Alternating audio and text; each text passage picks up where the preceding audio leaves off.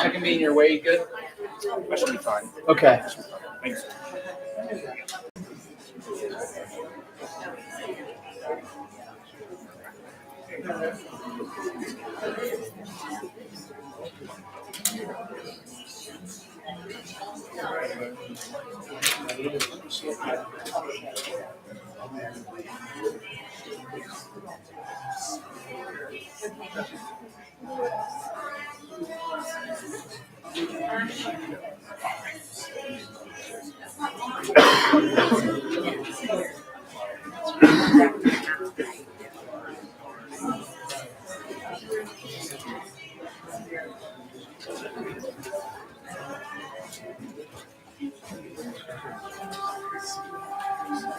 Not a problem.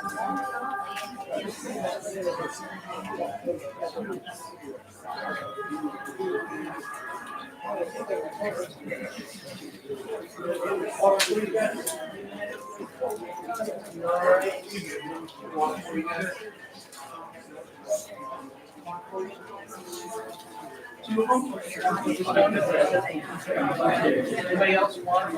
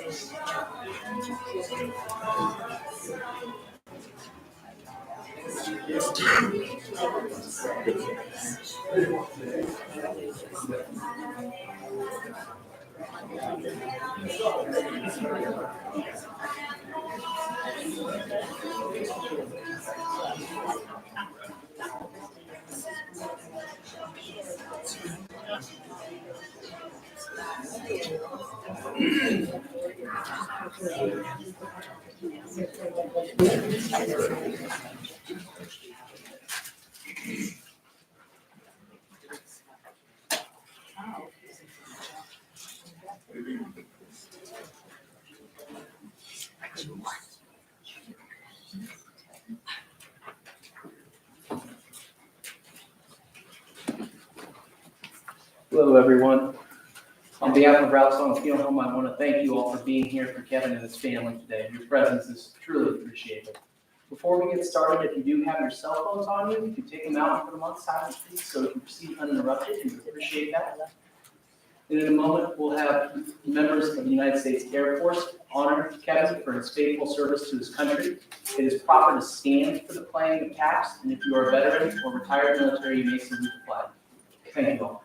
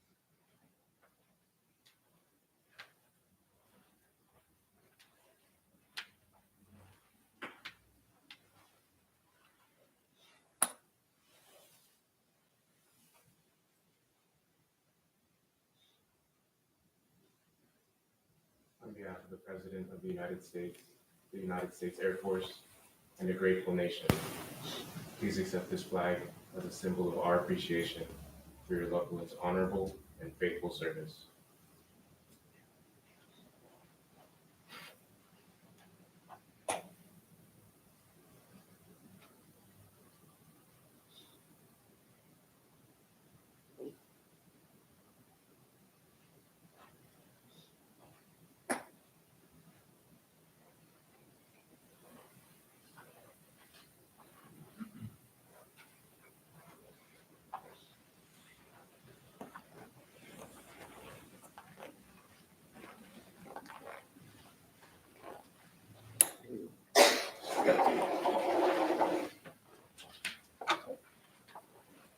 Thank you all for your attention.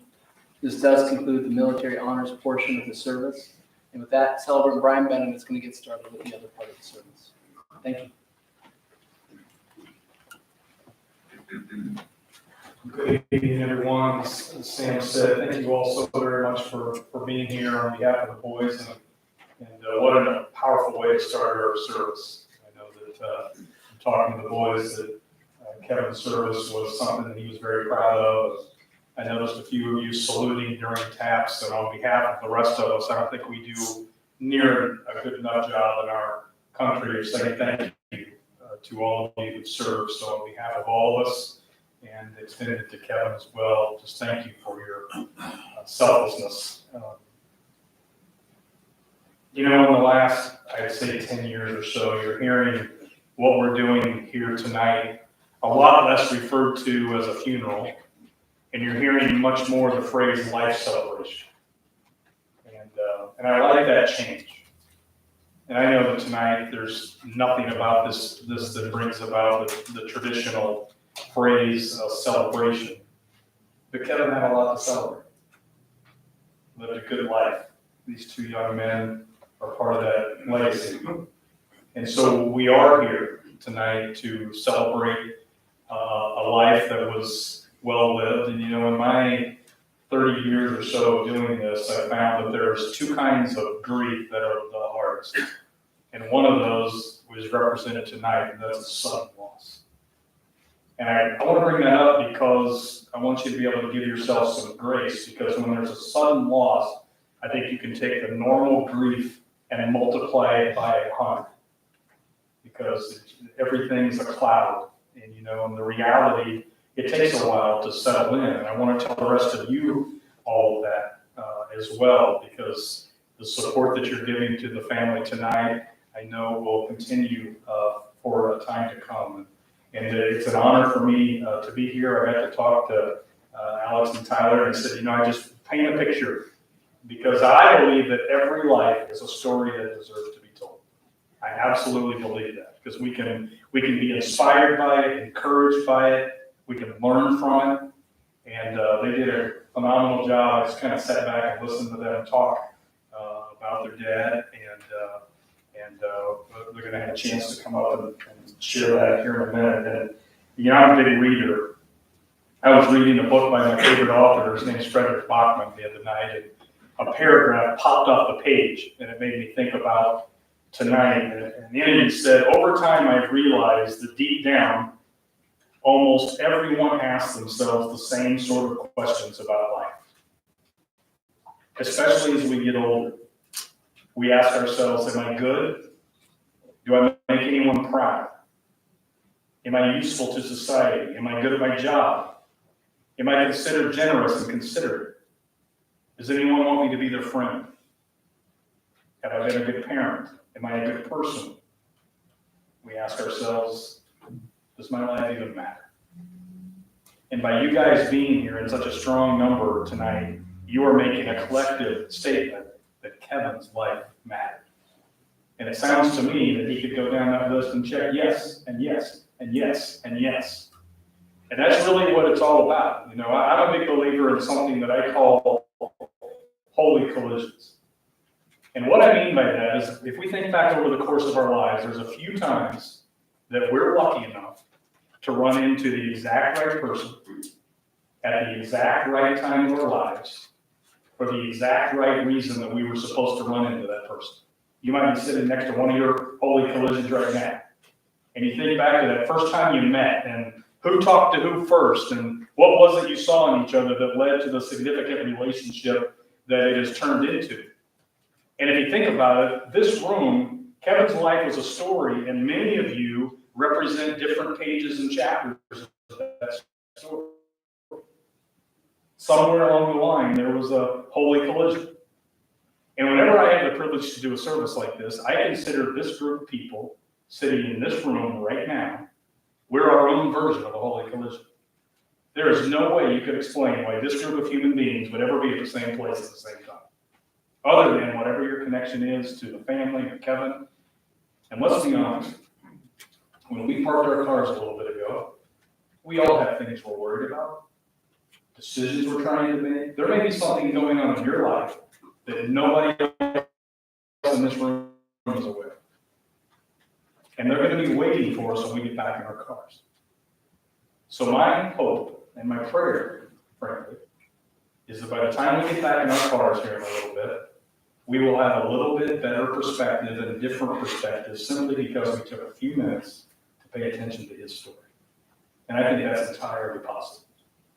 You know, over the course of Kevin's life, there was a lot of great holy collisions. I had the privilege to meet Jeanette here a little while ago. And that holy collision produced these two young men. And I want to say, they won't want me to say this, but in the time we talked, I was so taken back by the maturity and the heart that they have for their dad.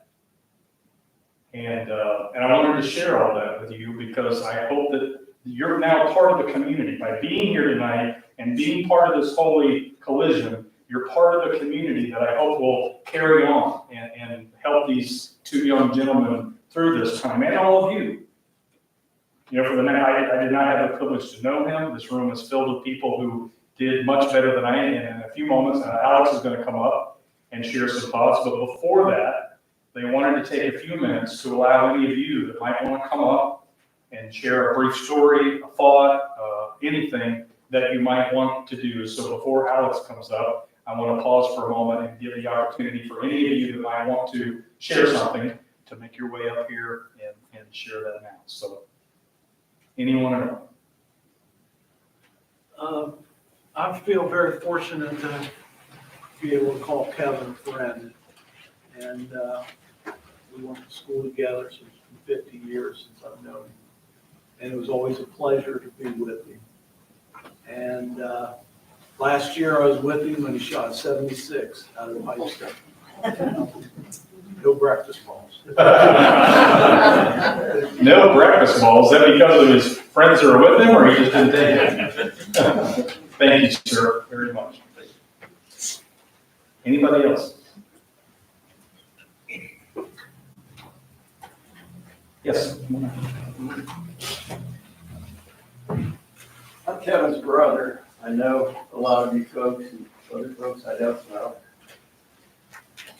I'm his older brother, so that means that I've known him longer than anybody else.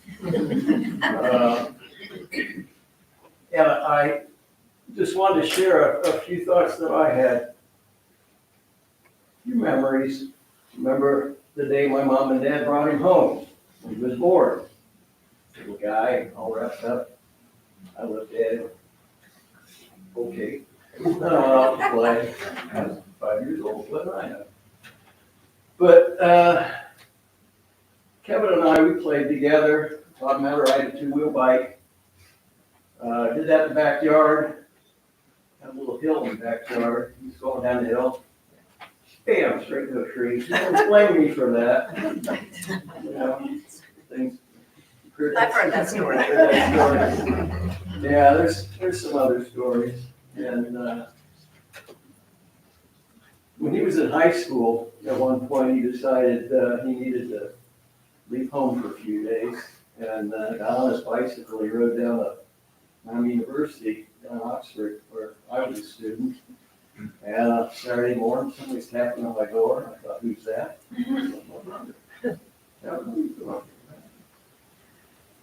He hung around for a few days. I think he had a pretty good time. Probably shouldn't have.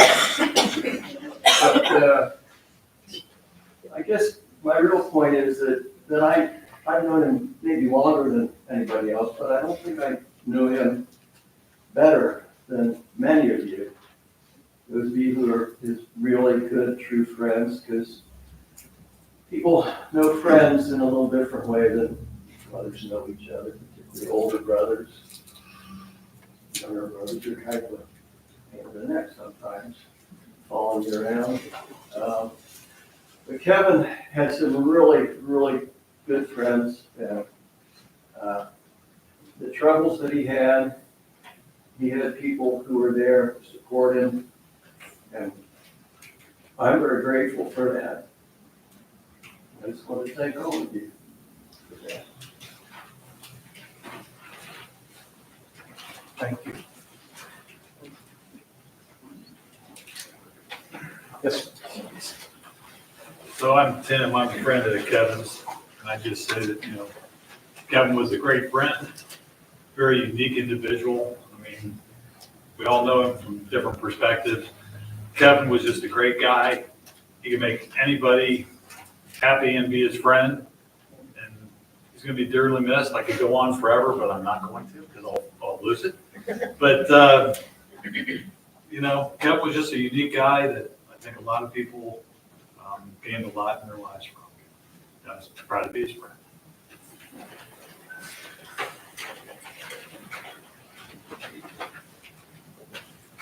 Anybody else? I'd encourage you, in this day of social media, Facebook and all that stuff, if you have a thought or a story or a picture, I lost my mom 14 years ago to cancer, and just a couple months ago, somebody from back home in Illinois got my phone number somehow and texted me a picture of my mom I had never seen before. And I cannot tell you that it's been 14 years and that still hit a place. So tonight, the three of you that spoke, thank you. That if you think about it, you have a story, you run across a picture, you have something you can get to these guys, please take the time to do that, because you have no idea how powerful that is down the road as those waves of healing continue. So if nobody else wants to share anything, maybe both of you, but Alex for sure, come on up. Okay. Anybody else? I'll say something. My name is Aaron. I'm actually Alex and Tyler's friend. Many years ago, around 12 years ago, I was had the pleasure of actually getting to know Kevin, and he was more of he was a friend. He was definitely a father figure in a sense, because he actually had came to know God, and I was already in the church with Alex and everything. And he just really appreciated being, Alex's friend, and he always told me that. And he was definitely an interesting and really nice guy to me, because he was just always there and kind of wish me happy birthday every now and then. And he was just a person that was just there for me, and I just appreciated having someone like that in my life. And I deeply cared about him. So thank you.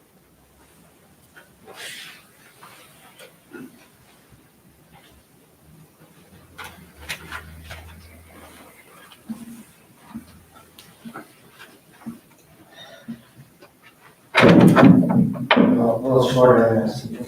Already been right. So I thought about writing some words down, but as I thought about it, I realized that, he might not be here in the way that he used to be, but my father is still very much here.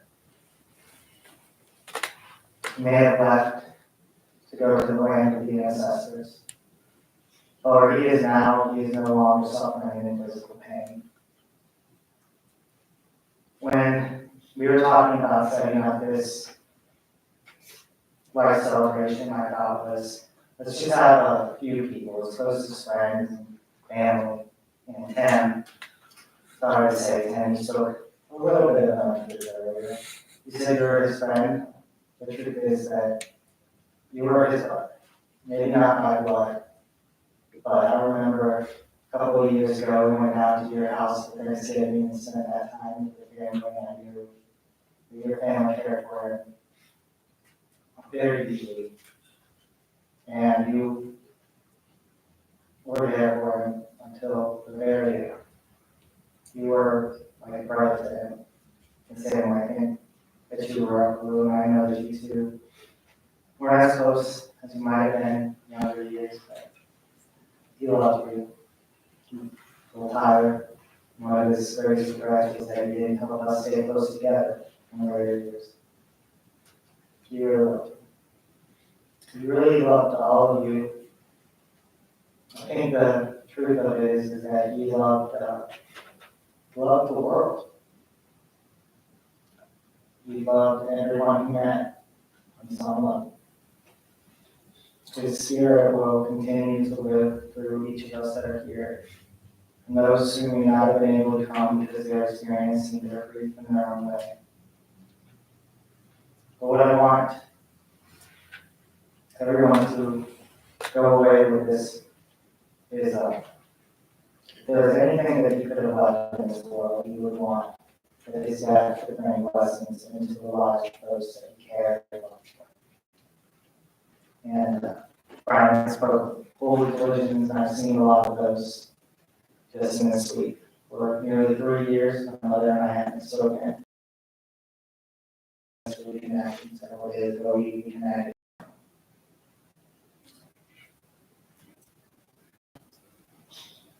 Doing this on him, have him back.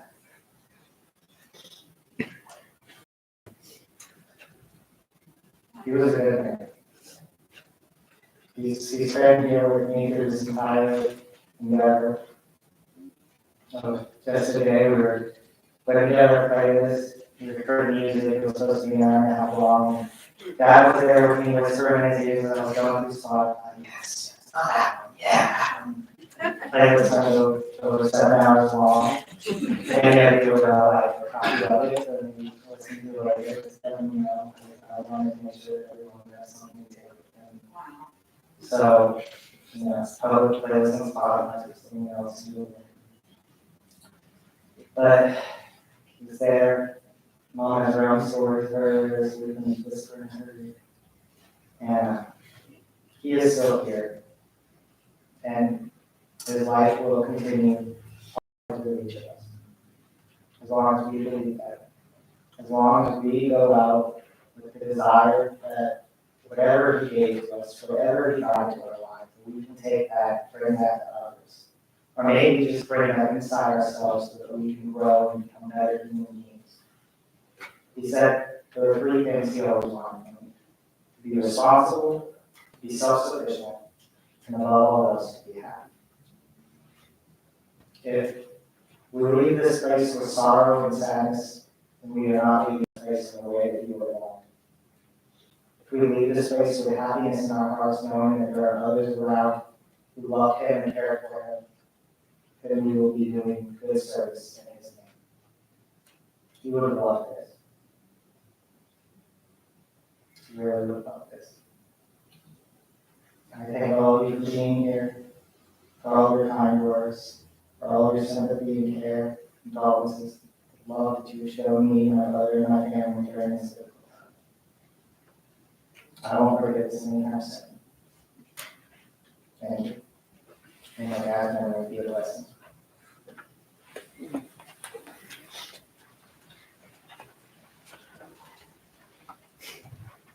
I don't know about the rest of you, but all I can say to that is, wow. Yeah. Honestly. I'm not a very preachy guy.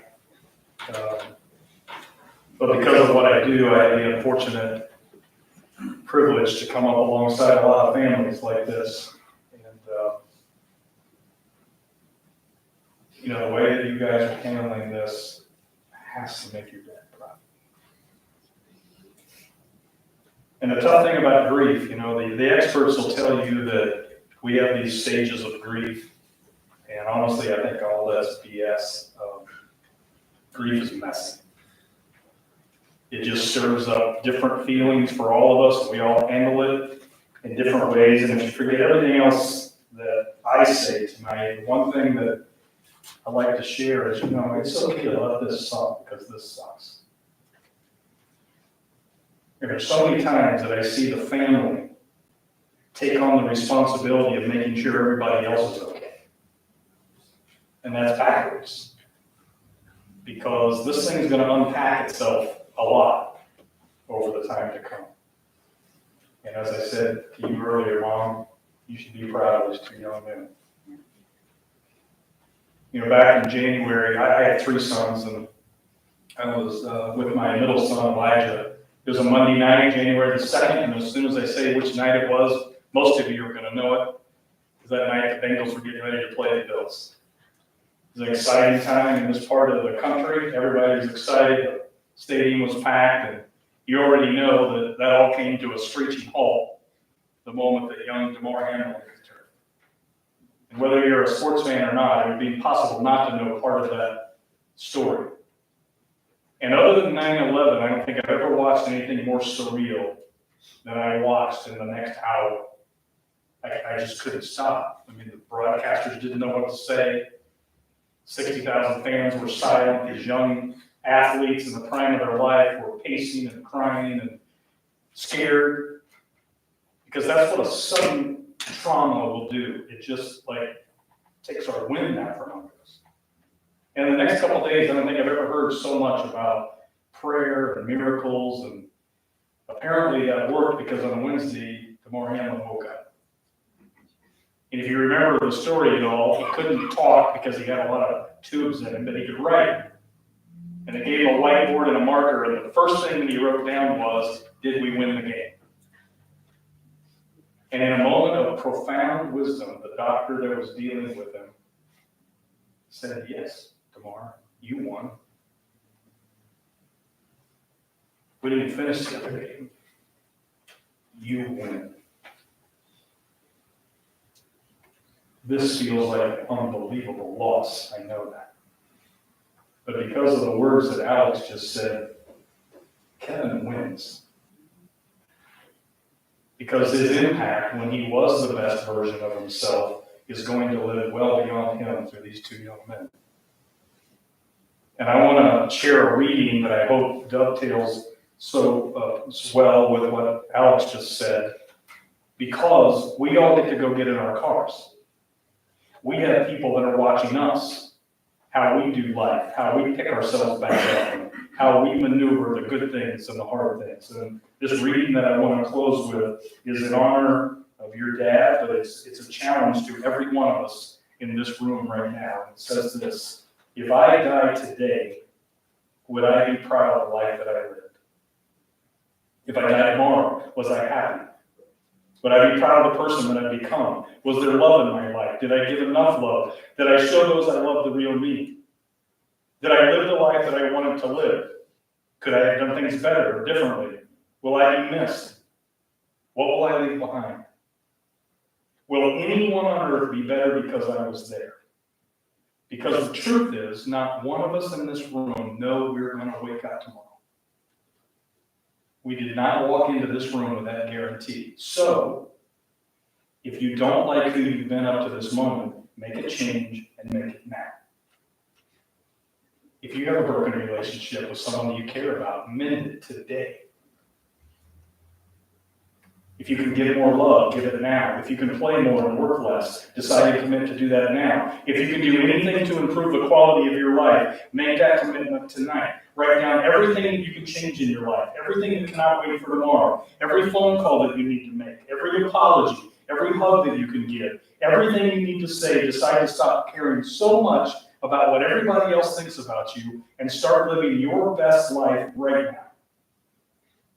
Start living the way that you really want to live. Start feeling the way that you deserve to feel. Start loving the way that you want to love. Think about how much better all of our relationships would be if we could wake up every day and try as hard as we can to be the very best version of ourselves when we're present, living in the moment. So get excited about your life. Love your life while you're still living it, because our new life starts now. And that's the challenge that Alex just gave us. We can turn this incredible loss into a win if we simply take a moment and start looking differently at our own lives. So thank you on behalf of your family. Thank you so much. Sam and I were part of your holy collision today.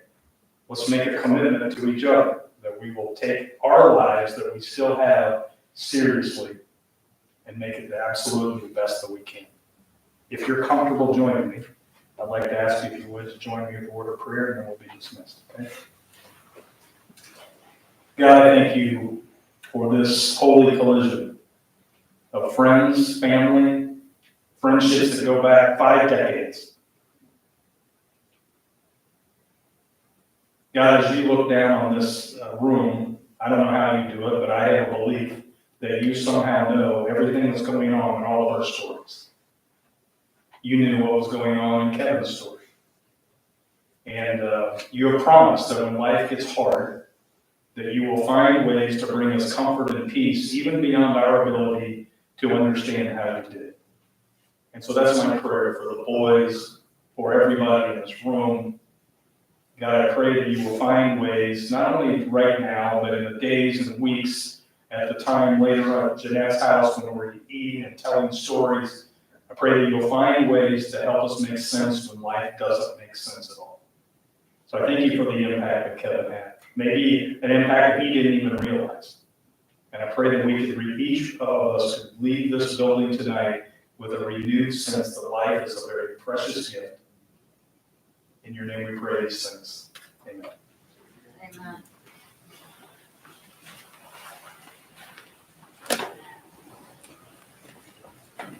Thank you, Brian. And thank you all for speaking and being here. Like I said, your presence is truly appreciated. Before we go, as Brian mentioned, I want to let you know that there is going to be a reception over at Jeanette's house. We got some cards and a big poster in the back there that has the address, all that kind of stuff. So I'd like to invite you all to come join us over there, continue to share memories and share Kevin's stories. Again, thank you all for being out here today.